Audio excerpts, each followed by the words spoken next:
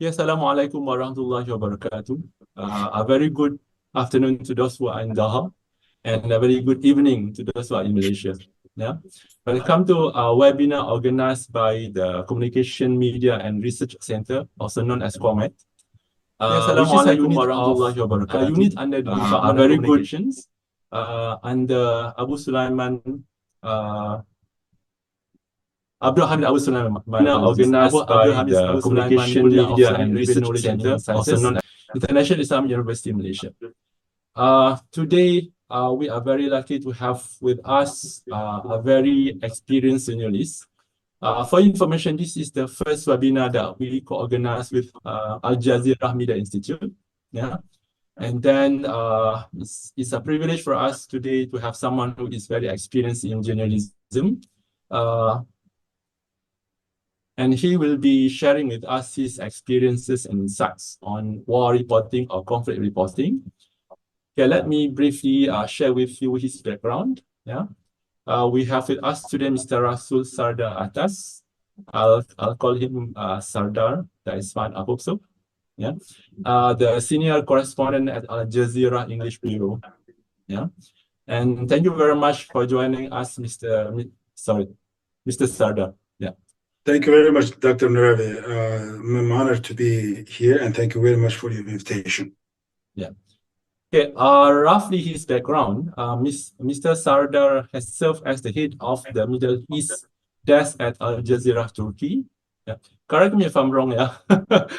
That's correct. Yeah. Later, he joined Turkish public broadcaster TRT. Yeah. If you are very fond of watching YouTube, then you can see TRT. As director at TRT World, and then he served as the director of the TRT Arabic. And in the meantime, he was also the editorial board member of Euronews. I hope that's correct. And then that's correct. Currently he is the senior correspondent at Al Jazeera English. Yeah. And then I'll proceed further. If that okay. Yeah. I have this one particular question that I want to ask you from the beginning, actually, knowing that it's not going to be a common thing for me to ask someone who is with your caliber. Yeah? Okay, the first question that I want to ask you is, how do you see your function as a reporter in the current situations? Sorry, could you repeat the question?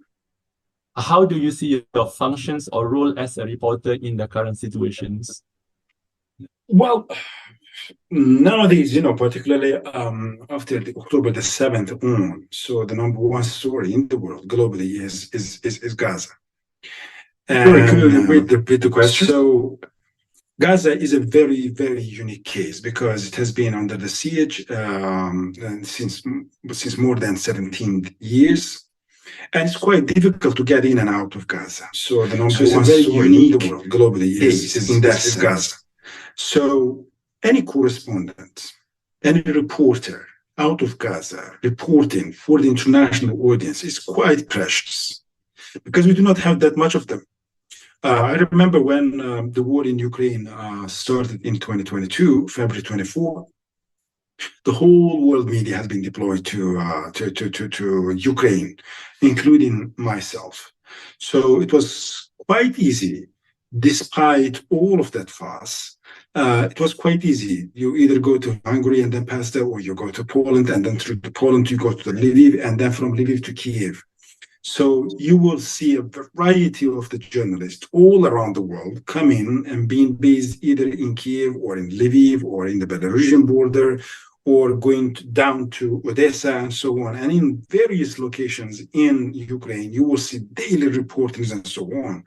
But when it comes to Gaza, none of the international journalists out of Gaza is able to get in Gaza, actually. So then you need to listen the story of Gaza from the correspondents who are the Gaza residents. So they have tremendous knowledge of the region. They have a tremendous knowledge of their history and tremendous knowledge of the occupation. So, and they are the only voice that actually are telling us what's happening there, because the information there is strictly controlled by Israel. Anytime when they want, they shut down the internet. They shut down the whole communication.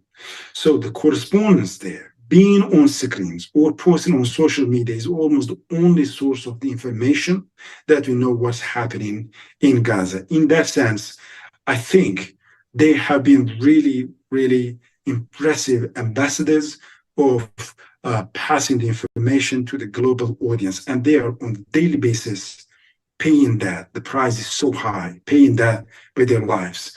As of now, more than 90 journalists have been killed by Israeli army, and including Al Jazeera staff. Just 2 days ago, we have lost one of our cameramen, a dear colleague of us, and also Wael Dahtou, our Gaza bureau chief, he was injured, and just a couple of weeks ago, he has lost his wife, children, and grandchildren. And there has been several of Al Jazeera staff that have been arrested, targeted, and killed so far. But as of now, in both Al Jazeera English and Al Jazeera Arabic, we have our correspondents, reporters there on the field, directly reporting almost at the top of every hour and telling the international audience what's really happening there. But I know that it's extremely exhausting, extremely difficult for them, because none of them are in a safe place. There is no safe place, and there is no secure place in Gaza. Anytime you could be hit, you could be arrested by a bomb, by an airstrike, by airstrike, or by a shelling. And it's quite difficult. I think for now, probably their reporting is not only about a professional passion for the journalism or for their career, but rather now they see this as a mission of really transforming and passing the true information, the accurate accurate actions that are happening on the ground to the international audience. I think that is now the driving force for them. Okay, thank you very much. And then if I follow the events, of course not religiously in the sense that I follow everything I think. But one thing I noticed that if I want to compare the coverage between Al Jazeera and the other news outlets or media organizations, especially the one from the Western countries, I would say there is a big difference or a major difference, in the sense that, as simple as this, I'm going to set one example. When the first few hostages were released, I would say there is a big Hamas, for example. I would say, and then when I look at the news, the headlines, the ones created or developed or written by the Western controlled news media, news, CNN, it is so negative, right? For example, one Sky News used the term went through hell. The hostages went through hell. So in your context, how do you, I mean, in terms of getting that attention from the public, that you are providing the right info as compared to the one provided by the Western news media? Well, for Al Jazeera, just to be brutally honest, it's my 7th year, and I have been reporting for Al Jazeera intensively in various places, and not even a single time I felt that I will have any editorial pressure on myself. So whatever I have been reporting whatever I see, whatever is happening. And almost all of my colleagues are in my situation. So reporting really what's happening is important. It's quite crucial for us. So, but I know that that's not the case for many news outlets, global news outlets. The reason I think for that is that media more and more it's losing its principles, the loyalty to its principles. It's getting loose in that sense. Okay. And journalists are being afraid of falling out of favor, so being marginalized. At the end of the day, there's a reality that we are facing now.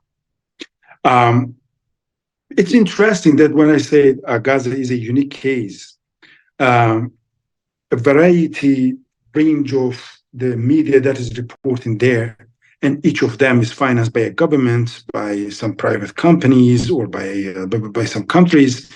And it's interesting to see that almost each of these media organizations have adopted the position of their respective governments or the organizations that they're working for. And the division has never been that much sharp, that much evident.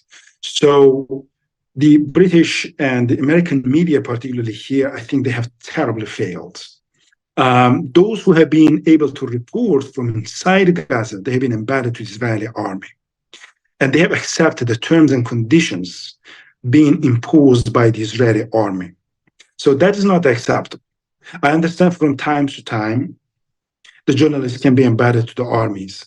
However, you cannot accept all the terms and conditions unconditionally, right? So you cannot accept the editorial terms imposed on you. So they cannot control your camera. They cannot decide where your camera is going to focus on and where your camera is not going to see. Once you let any authority, whether it's a military or political authority, once you let them to interfere in your camera, in your focus, where you're going to see, what you're not going to see, then it's the end of the journalism. And here you can see that. So the media organizations are adopting their government's position to be safe in that sense. And also when it comes to Israel and American particularly Israel. So it's not a secret. There is an Israeli exceptionalism. So the rules apply to everyone, but not Israel. The international law, the international rules, the customary laws, they apply to everyone, but not Israel. So that's why, in that sense, particularly for the international media, I think they have not only in terms of their coverages, but mentally as well and morally as well, failed terribly. One of the things that I have realized, I think people will probably ask about that as well. With Al Jazeera, it's not about what we are saying. It's about what we are showing. Our cameras are ruling 24/7. And we do not need to even speak. Our cameras are speaking because the camera cannot be distorted.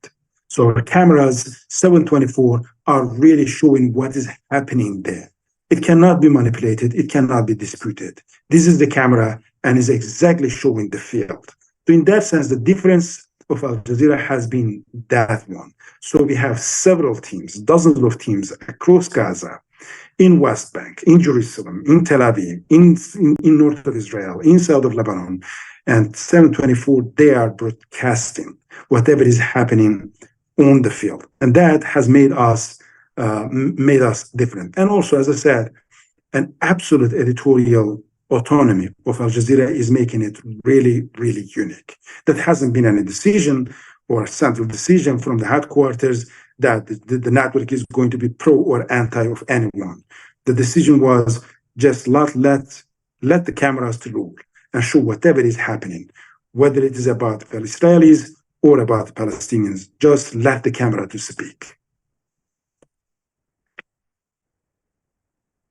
Yeah, thank you very much for the response.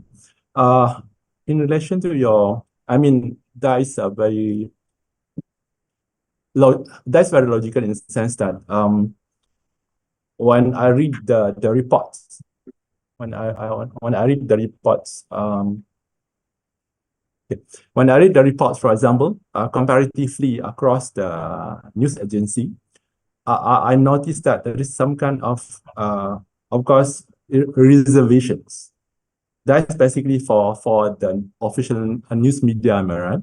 In your case, as correct me if I'm wrong, based on what I've seen so far, only Al Jazeera is consistently projecting the realities what happen in Palestine generally. Correct. Yeah. That's correct. So in your situation, how do you counter all this misinformation or deceptions just to get the right info to the public or to the global population, for example? There are a couple of issues here. First, of course, whatever is happening now in Gaza is quite controlled by Israel. As I said, there is no available means from anyone outsider to get in Gaza, or anyone who is trapped in Gaza to go outside of Gaza. So whenever Israel wants, they can shut down the communication, the internet, whatever is getting in Gaza, whether it's water, electricity, fuel, food, whatever you can imagine. It's controlled, 100% controlled by Israel, and the information as well. So, and all the means of the communication as well. But despite all of these odds, if journalists are sincere about the principles of the journalism, I think still they can get the accurate information. One of the things is that on daily basis, you're getting the visual contents. And second, we still, despite 90 journalists being killed across Palestine since October 7th, we still have dozens of good professional journalists who are dedicated, passionate about what they are doing. And on a daily basis, these journalists are still reporting, their cameras are rolling, and they are sending out the visual images and the information. So any international media organization that is really interested in getting the information from Gaza, they still have that pool of the information, pictures of the pool of the pictures. They can't do that. The reason that many of them are avoiding that, as I said, first, they're adopting the position of their governments. And second, media, the journalists particularly, being very much afraid of falling out of favor, being marginalized. When I say that, I know what I'm talking about. Because many of the particularly Western journalists who are working for the Western media organizations, they know that if they report correctly, they report accurately the genocide that is taking place now, that's on the way in Gaza, they're going to go against the mainstream narrative of the Western media organizations, their governments, and particularly they know that Israeli lobby is going to go after them and to marginalize them. That's also a reality. We need to face that, right? So I think it's selective. It's optional. And the reason that many of the international organizations, media organizations, are avoiding of showing this part of the story is not because they have no other choice, no other option, but it is a deliberate decision in that sense. So when you say that I have seen the difference of when the hostages, the captives were released by Hamas, how another media organization was showing and the way that Al Jazeera was broadcasting, it was not a concern at all to whitewash anyone or to demonize anyone. That's not our concern, and it's not our focus. That's not something that we are interested in at all. We have just shown the camera, shown the pictures. Our camera was ruling and filming. Whatever our camera has seen, we have published released by Hamas. So another media organization was just showing the camera, showing the picture. As I said, it's not because they are out of the options, but it is a deliberate choice by these media organizations. And it's also a shame, to be honest, as more than 90 journalists, our colleagues, their colleagues, have been killed in the indiscriminate bombing. Still not even being able to properly condemn that, not being able even properly to name the identity of the killer is just a shame. And I have seen in many of the organizations, their colleagues have been killed, and statements, official statements coming from the media organizations, that same media organization still saying that our colleague X or Y has been killed in the conflict in Gaza, but never been able to identify who has killed them. So that is another attitude that we need to face. And based on that, media is more and more losing the credibility. Look, during Nixon's presidential campaign, 70s, there was a survey and showing that the credibility of media has fallen down to 46%. So that means 54% of the people didn't trust media back then. And now the recent polls or the recent surveys are showing us that the credibility of the media is now below to 36%. So that means out of 100 persons, after 100 people, 64 of them believe that media is just manipulating them, is just a production of disinformation, and is fooling them, deceiving them, not hiding the accurate information and hiding the accurate information. So that is the result. Once you are that much biased, once you are so much affected by the lobbies, once you are so much influenced by the political powers, once you are so much concerned about the financial benefits of your bosses or the positions of your governments, that is the price that media pays. The credibility is gone. So unfortunately, now we are seeing that. And I think that probably that could be one of your questions as well. Then it leads us to the disconnect of media and people. So as there is a disconnect between the government and the people. So this is where the position of governments and media separates from the position of the global public opinion. Okay, I'm going to ask another questions related to, I think now we have so many content creators, am I right? And as I noticed that also happened in Gaza, am I right? And then I'm not sure whether my observation is correct or incorrect. When I read one news channel known as Hindustan Times, and they normally rebroadcast the clips or videos shared by Hamas. Yeah. And then normally they didn't narrate, except that they have that inbox, that text boxes, yeah, stating that Hamas claim, Hamas claim, Hamas claim. But since I strongly believe that they didn't have their own people in Gaza, so basically it's based on hearsay. So what do you think about this practice of relying on the quote unquote whether you want to call it is viral news or news on social media as part of your news? Well, here, of course, if you're not in a position of verifying a certain information, definitely is a term that's used by the journalists and by the media organizations that someone has claimed that if you're not able to verify it independently. So that is quite understandable in that sense. And because there are some of the situations that really is extremely difficult to verify that information, but on the other hand, you cannot avoid that as well. You cannot ignore that information as well. So the safest way is just to release the content and saying that they have claimed that. All right. But also as a note, you can say that we haven't been able to verify it independently. So in that sense, you give the content to the audience, and they decide whether to trust or not. But particularly for the mass media in India, we're coming back again the same thing that each of the media organizations, they have been adopting the position of their own governments.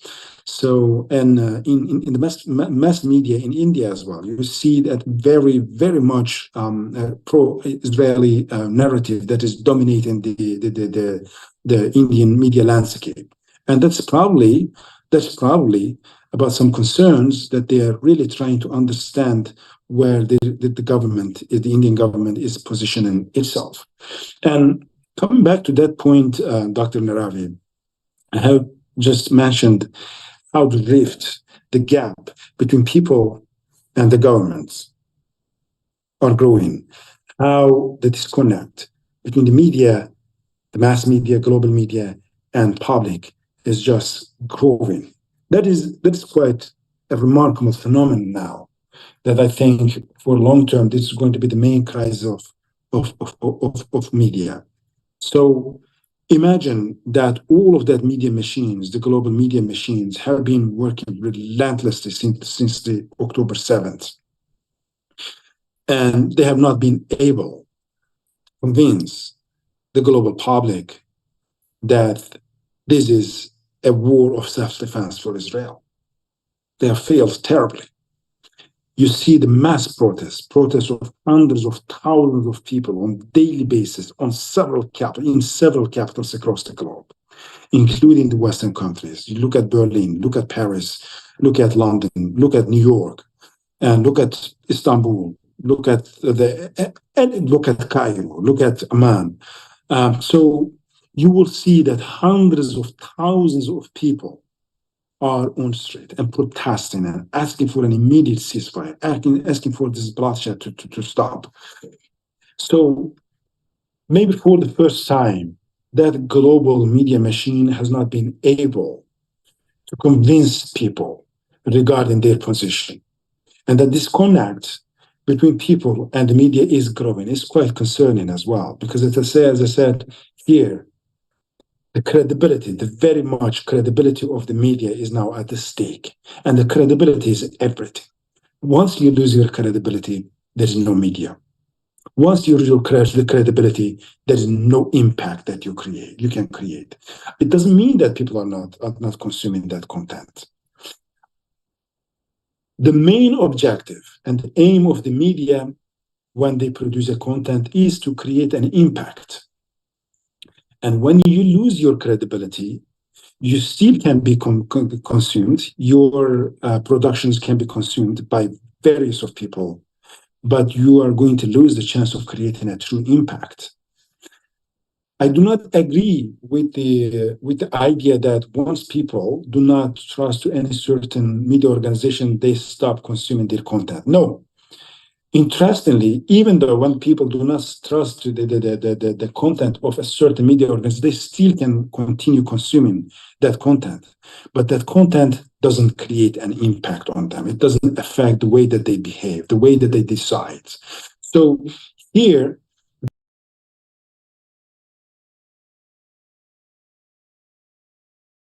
media organizations is not going down.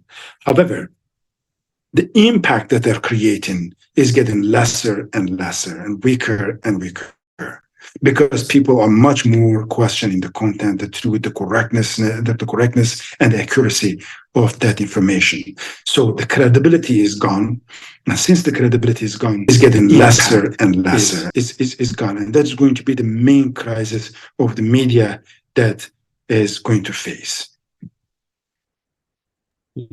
And the question I want to ask you, I went through a few of Al Jazeera programs, for example, Listening Post, Bottom Line, Witness. I noticed that there is a orchestrated, how should I say, productions where they try their best to show to the world that these are the crises in Palestine generally. Right, and it's not only the news, like fresh news, but you have documentaries. I noticed that among the earliest documentary was on Nakba, which was produced more than 10 years ago on Al Jazeera channel. How do you see all these combinations of different programs with one single message? Do you think you are able to really convince the world population that we have to change the way we look at the issue? Well, I think through this crisis, Al Jazeera has been flying along. So it has been an exception. And I think globally, we're just seeing this on our viewership. The numbers are just skyrocketing. And it's because people want to see an alternative, want to see really what's happening in Gaza. So that's why more and more people are watching Al Jazeera, are consuming the content that's produced by Al Jazeera. Al Jazeera has been flying along through this whole crisis.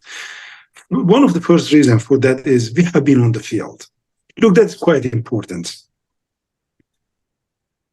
Reporting only from the newsroom, reporting remotely about a crisis that is that much complicated and brutal, definitely will reduce the capability of you of reporting accurately what's happening on the field.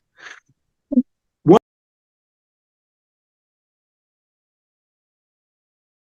consistently is to have a strong presence of its own staff on the field when there is a crisis. So Al Jazeera's people, they will be intensively covering the crisis from the field, on the field. So whatever you see, it's the first-hand information. That is one of the differences. But when it comes to the whole production of the network, the news bulletins, the programs, and all of the other formats. So it is, you can consider it as a whole organism, as a whole body. So the news bulletins mostly are focused on the daily events, developing stories. So on one hand, you just need to satisfy the need of the audience. Every hour, the latest, you need to feed them with the latest. But on the other hand, on the news bulletins, particularly for the international channels, that you are limited with 24 hours, right? So it's difficult to give an in-depth perspective. So then, to have that in-depth, you need the other formats as well. And the programs comes in to fill that vacancy. So that's why it completes each other. Let's say we're talking about the Nakba. Okay, so this is a case, whether this is going to be the second Nakba or not. And how in a news bulletin that you can really intensively cover the Nakba that's going to give an in-depth perspective. That's impossible. Then you need the programs that are detailing what was Nakba, what was the context, who were the actors, what was the aftermath, the consequences, and so on. Or you want to talk about the occupation, or you want to talk about the economic impact, or you want to talk about the human rights over there, or you want to talk about Israeli exceptionalism. Then you need these programs, whether it's the current affair programs, whether it is the documentaries, the evergreen content that comes in. So once you put all of these components, that body is complete. And then it gives you a true picture. Because through your news bulletins, you can show only one side. That is just now currently happening. But actually, any story of this magnitude has a tremendous context. And to give that context, to complete that picture, you need these other formats also to come in. Yeah, thank you very much. Sorry. Yeah, I have one question from the audience, if that is okay with you. I'm going to read the questions. Yeah. Sure. Okay, this is from Iza Hajar Ahmad Izham. We are watching these atrocities unfold live. Would you say that this has been happening to Gaza and the West Bank along, and we are only see it now? Is that clear? Yeah, I think I hope I got it. But look for Gaza. Gaza, as I said at the beginning of our conversation, I've just said that it's a very, very unique, very unique case. We have been seeing many of the killings, invasions, live on TVs. One of the first example was the first Gulf War. So the whole world was watching Americans consistently bombing Baghdad, live on CNN. And people will not question, actually, these bombs are falling on the residential buildings. And in that residential building, the reason that you call them residential, because they're residents. That hasn't been the part of the discussion that much. The human cost hasn't been discussed that much. One of the danger about the camera, particularly when remotely is filming, you just see that flares, the moment of blast, but you do not know what happened at that certain spot, how many lives have been shattered. So each of these bombs are putting an end to the life of 1, 2, 3, in some cases dozens, and in some cases hundreds. We have seen that in the first Gulf War. We have seen to a certain extent in Ukraine. We have seen that in Afghanistan, mass killings.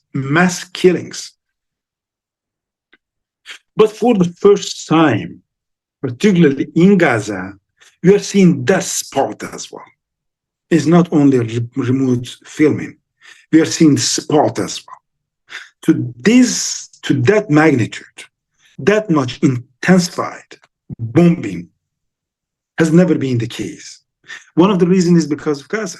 Gaza is a very much small area, one of the most densely populated area location or area, the region in the world. And now even it is more densely populated because Israel has been expelling people from the north of Gaza Street to Gaza.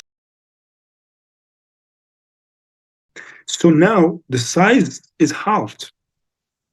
So less size and more people. Starting from Khan Yunis to Rafah, which is extremely small, almost like a village. Now we are talking about more than 2 million being accumulated over there.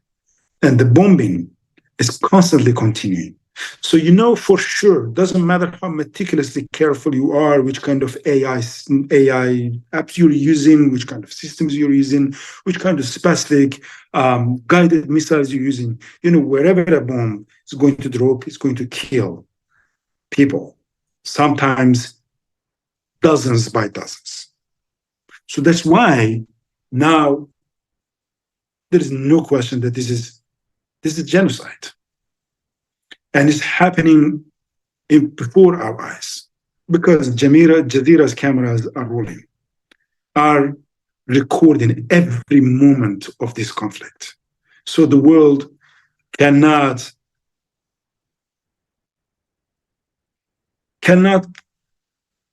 pretend that it doesn't know what's happening over there. It's there. Anyone who wants to know what's happening in Gaza, just go Al Jazeera. It's available everywhere, on YouTube, on various other places, if you do not have proper TV. So you can see every minute what's happening there. Now we are talking about more than 9,000 children. Dozens of them have died because of the lack of the oxygen in the incubators. And that was happening before the world, before our eyes. And Jazeera was live, showing that to the world. So as I said, this is a war of choice. And this is genocide that's happening there. We need to call it. This is not an interpretation because it meets all the criteria of the definition of a genocide. And so now we come to here. That's why more and people, one of the consequences of this war is going to be that regarding the global public opinion, and as it is also a part of this conversation. One of the major outcomes of this crisis is going to be the global South more and more losing its faith in Western values. We know that how the powerful Western countries and USA is shielding Israel while Israel is committing the war crimes minute by minute and conducting and committing a genocide against a population of over 2 million. And that's happening live. So this trauma is not only going to be the trauma of people in Gaza, of Palestinians in Gaza, but this is another beginning of a trauma for the global South as well, for the non-Western societies, nations as well, and even to a certain extent for those who are living in Western countries, those who are the citizens of the Western countries, but deeply disappointed about their governments as well. So we're talking about a global trauma, and people are seeing how their powerful governments are shielding an actor while that actor is committing the genocide. So this shift is going to stay there. This disconnect between people and their governments is going to stay there. And this is going to be a crisis of the legitimacy for the governments. So thank you very much for the response. And then I have one question, maybe considering your experience in conflict area, I think, frankly speaking, I would be very, very exhausted. I mean, covering all this lost, people crying, people are dying, etc., etc. How do you keep on moving? I mean, without that sense that I have to now I'm not going to do it anymore. How do you push yourself to that stage where I have to cover despite whatever risk I'm taking? Indeed. Look, that has been a question that, on daily basis we actually face. So it is interesting. Probably it will differ from a journalist to another journalist. Some journalists will be less affected, some of them more affected. One of the first principles is that this is my job. And I have to do that. I have to see it every day. So in the newsroom, we receive the visuals that are coming. We see the shattered lives, the bodies that have been completely cut into the pieces, the children. It's unbelievable to a certain extent that you almost feel guilty when you're having a moment of joy in your life after seeing that pictures. I personally have never got completely used to that. I have never been able to completely naturalize that, the war, the brutality of the war, the impact of the war on people's lives in Syria, in Iraq, in Ukraine, in Libya, in Yemen, and in Gaza. I have never got completely used to that. I have never been able to naturalize that for myself. I'm still being affected and getting affected each time I see particularly this vulnerable group of the society,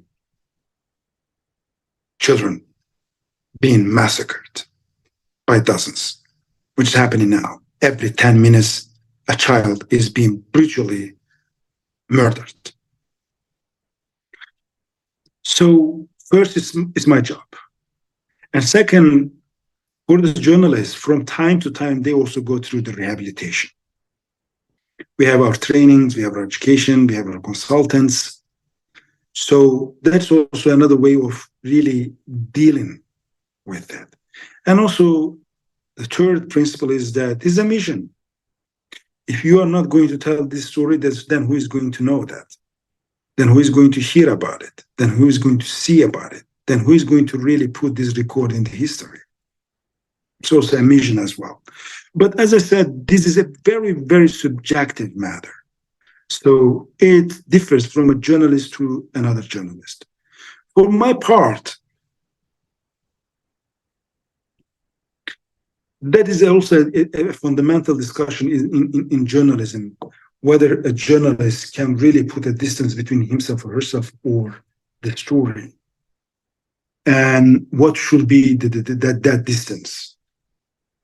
I think if you feel that something is terribly hurting your conscience, what you're doing, then probably you're doing something wrong. So here, put a distance between I don't think that could be a complete separation of the relation and the feelings and the heart. And if any journalist is really trying hard to stay at the same distance between the murderer and the murdered, between the oppressor and the oppressed, probably he's in a wrong position, morally in a wrong position. You cannot remain at the same distance when you see a soldier armed killing a child, an innocent child. You cannot say that I am remaining at the same distance. Maybe that soldier actually in the morning was having this kind of a debate with his wife. Maybe he was not happy. Maybe his coffee was not good enough for him. So maybe he's frustrated. The war conditions affecting them as well. And that's why he killed the child. You cannot justify it. It's murder.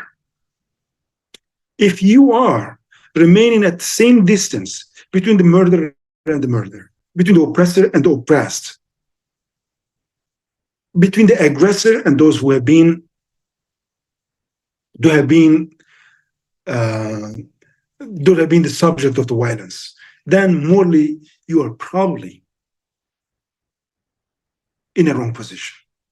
So for my case, I think that is also a trap. I have been meticulously careful to be clear about it. morally, what I am reporting, that it is reflecting the right side of the history.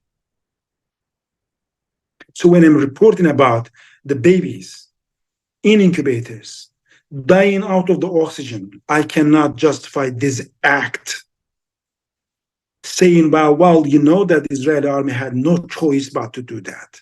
That is morally corrupt. So that's why this morality of our job is always at the stake, always there. You need to be meticulously careful about that. On the other hand, you need to keep your mental health also up. And on the other hand, you have a mission. Journalist's mission is really just to pass the information to the people accurately as much as possible. So, but besides all of them, I have seen in many cases, many of my friends in different organizations having a kind of mentally being broken down as well. So that's also another consequence of that. And particularly in Gaza, that the journalists are the target now, because Israel is almost regarding them also as a combatant. Why? Because they are the only ones that are showing the world what's happening there. And I think Israel is killing them deliberately because it wants to silence it. Israel doesn't want the world to know what it is doing in Gaza. So all of these factors, particularly in the case of Gaza, is making even our job more and more difficult.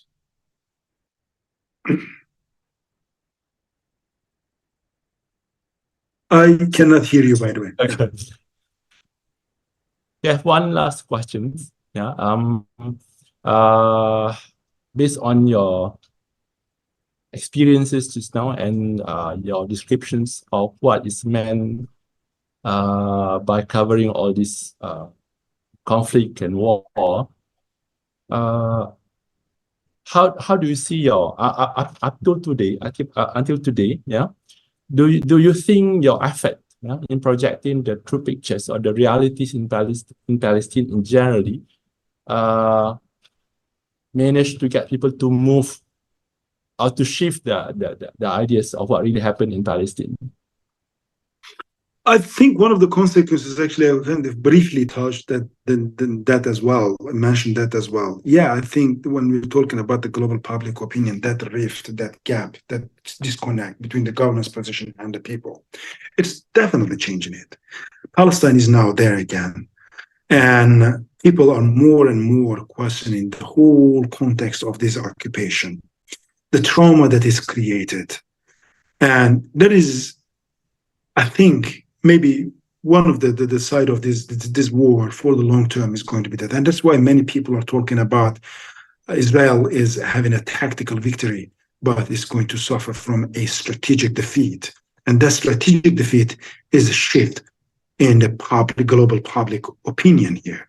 Palestine, once again, is here, and we know that their demands are justified. Their demands for dignity, their demands for the self-determination, their demands for the freedom is justified. And maybe for the first time, we've seen that much of the global audience are so much interested in Palestine. Palestine is once again on stage. So, and it's going to have a consequences, definitely. There's hundreds of thousands of people and globally millions that are on streets every day. It's showing us something. And here, one of the challenges, I think, for the Palestinians particularly is going to be then how to organize, how to keep this momentum. The day that the war is over, is this going to be forgotten? So how Palestinians are going to capitalize on them peacefully, by peaceful means, how they're going to capitalize on it, that eventually it leads to the creation of the Palestine state. So that's going to be the challenge for them, but it is what the politicians are supposed to think. And also here, maybe for the first time, people have been seeing that much transparently the conducts, the deeds of Israelis on daily basis when regarding to Palestinians. So while the sympathy toward Palestinians and Palestinian cause is growing globally, more and more criticism is being focused on Israel and its actions and its legitimacy as well. So more and more people are now getting clearer that this is not a matter of self-defense. Israel is not a normal state. It is more and more becoming an apartheid state. And we know what happens to apartheid states. So we know that from the case of South Africa, and probably it's going to be the same, because you cannot keep millions in a concentration camp. Gaza is not an open-air prison. Gaza is a concentration camp of more than 2 million. And while we're talking about Gaza, let's not forget about West Bank as well. The people in West Bank are not having better conditions, to be honest. On a daily basis, they're also being killed, being brutalized, discriminated, and their dignity is being played, and they are being humiliated every day on daily basis. And so that is the case. And if Israel thinks that really for decades and decades and decades that they can keep people imprisoned and that they can manage it forever, I think that's not going to work. So this is what an apartheid state does.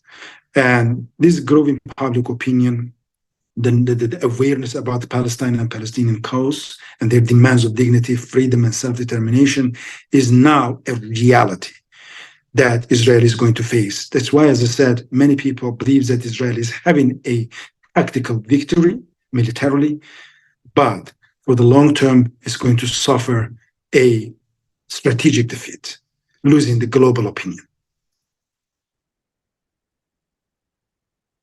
Next question from the audience. Yeah, there is one last question from the audience. Yeah, I'm going to read the questions. Considering the ongoing debates on the credibility of citizen journalism, in war journalism, is it distinct from traditional format? What sets it apart or present unique challenges in this context? Yeah, look, this citizen journalism, I think, is extremely important, but also risky as well. So the citizen journalism, the advantage of the citizen journalism is that for any media organization, it's quite impossible to be at every spot, particularly in crisis areas, because the crisis, the brutality, the shellings, the killings doesn't happen only on one certain spot. It happens in multiple spots. So for any organization, put that much of its stuff there is impossible. So then the citizen journalism comes with its advantage. Citizen journalism is simply anyone who has any means of communication and recording that is becoming a citizen journalist. They're journalists. And now at every location, every spot, we have people that are recording what's happening there and putting that on social media, sometimes sending that to some media organizations. So it's extremely valuable. It's so extremely valuable that we are recording every piece of the history, every piece of the event, every piece of the geography. So that's why it's extremely, extremely valuable, particularly in such cases of Gaza that you do not have the freedom of getting in and out, moving freely because of the Israeli restrictions. So this citizen journalism is extremely valuable, very, very much precious. However, it comes with a challenge. Then how to verify whether this is accurate or this is manufactured. So for the case of Al Jazeera, we have created a unit, a verification unit.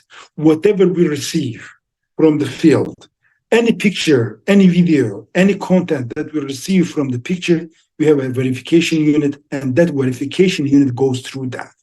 If it's not verified, doesn't matter how significant it looks, we do not put that on air. We do not put that on our social accounts. So, as I said, it's extremely valuable that it can record every piece of the history, every piece of the geography, every piece of the event that completes the picture. But it comes with a challenge, and the challenge is the verification. Yeah, thank you very much, Mr. Sardar. I think we have learned a lot today, especially me. All this while I have been referring to texts on journalism, the ideal concept of journalism, what not to do or what to do. And then, frankly speaking, if I go to the website of the CNN, etc., I'll see that among the first values would be accuracy, etc., etc. But as you said just now, things different when it comes to realities. Accuracy can be at the top on your website, but that can be the least valued when it comes to reality. And I think I would say just a short note from you. What is your advice? Because we are not in Gaza right now. We are in Malaysia. So we only rely on your portrayal of what happened in Gaza. So what is your advice to us as someone who is not in the battlefield, quote unquote? Well, I think here one of the case is that really we just need to talk about Palestine, to let Palestinians and those who are involved in this conflict, whether it's Israel, whether it's USA, European countries, the governments, or any other country in the world, and the people, let's not Palestine to be forgotten. That is important. It's not only about Palestine. I think one of the cases is here is that. So we have seen several times the President of the United States says that, well, to be a Zionist, you do not need to be a Jew. I think for our case, I think one of to really care about Palestinians, you do not need to be a Muslim. Being human being is enough.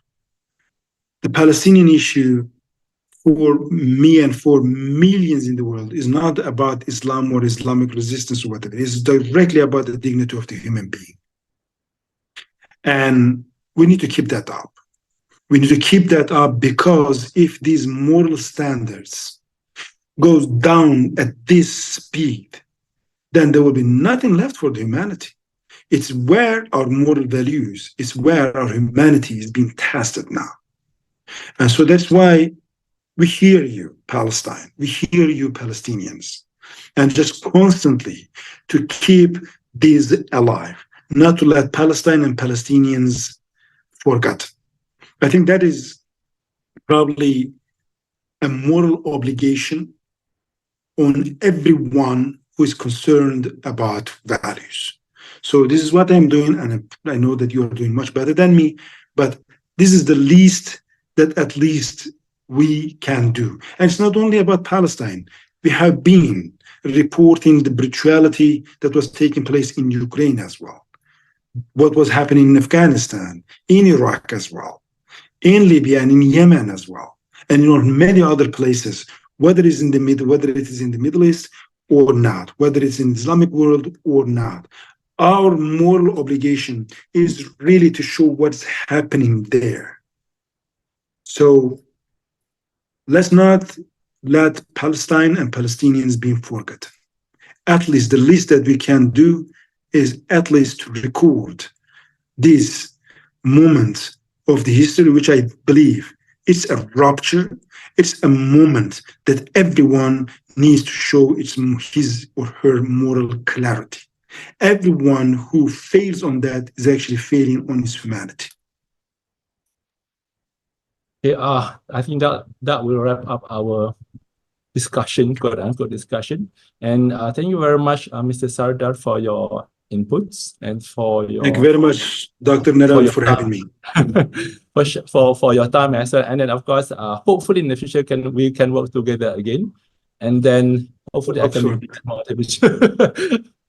Thank you. Okay. Thank you very much. It was such a pleasure for me, and thank you very much. I'm very pleased to be with you, and as I said, really appreciate that you had me here. Yeah, have a nice day then. Thank you. Thank you.